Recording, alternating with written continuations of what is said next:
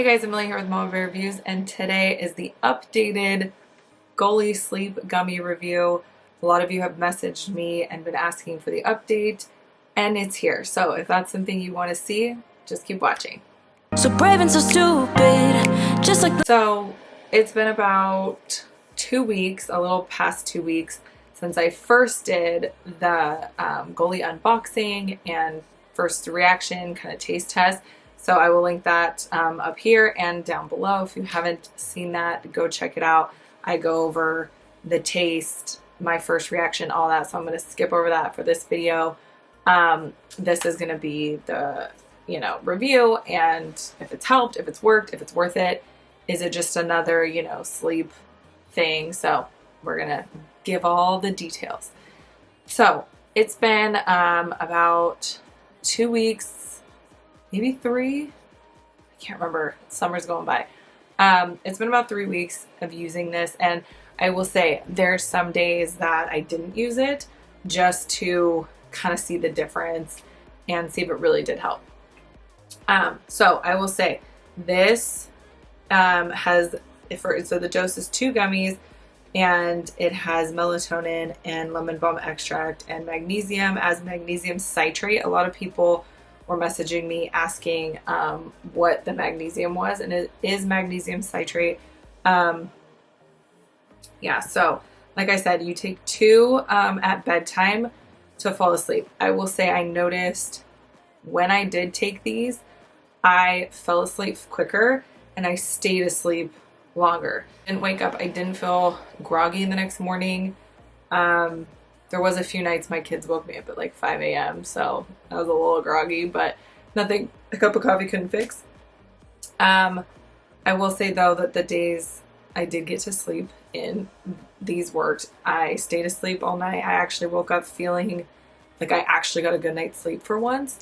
The days I didn't take them, I kind of tossed and turned all night and just really didn't get like as good of a sleep. Yeah, so I mean, personally, I like them.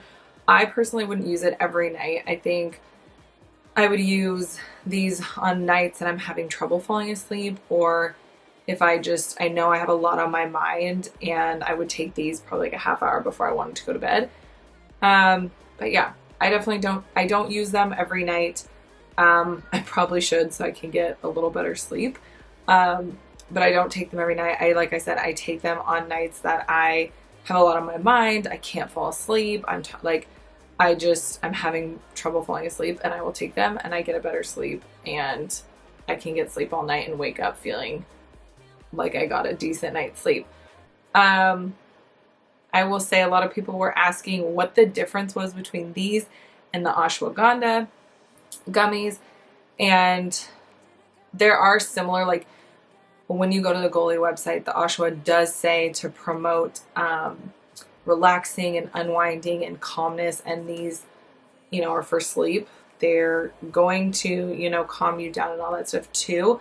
Personally, for me, the difference was the ashwagandha you could take in the afternoon or you could take in the day, and they don't make me sleepy.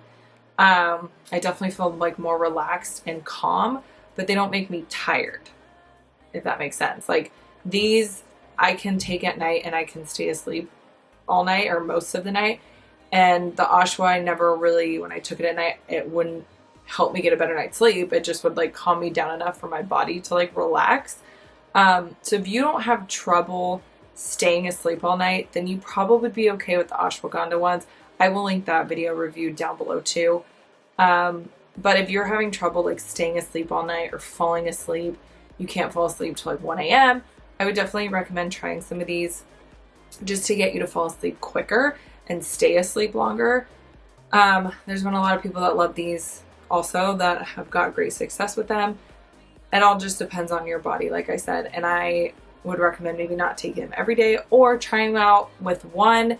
If you've never taken anything with melatonin before, I would try maybe 1 gummy and see how it works, and then you can do 2 like it's recommended. But the ashwagandha, like I said, I could take it in the afternoon and still function. Like it's not gonna just knock me out.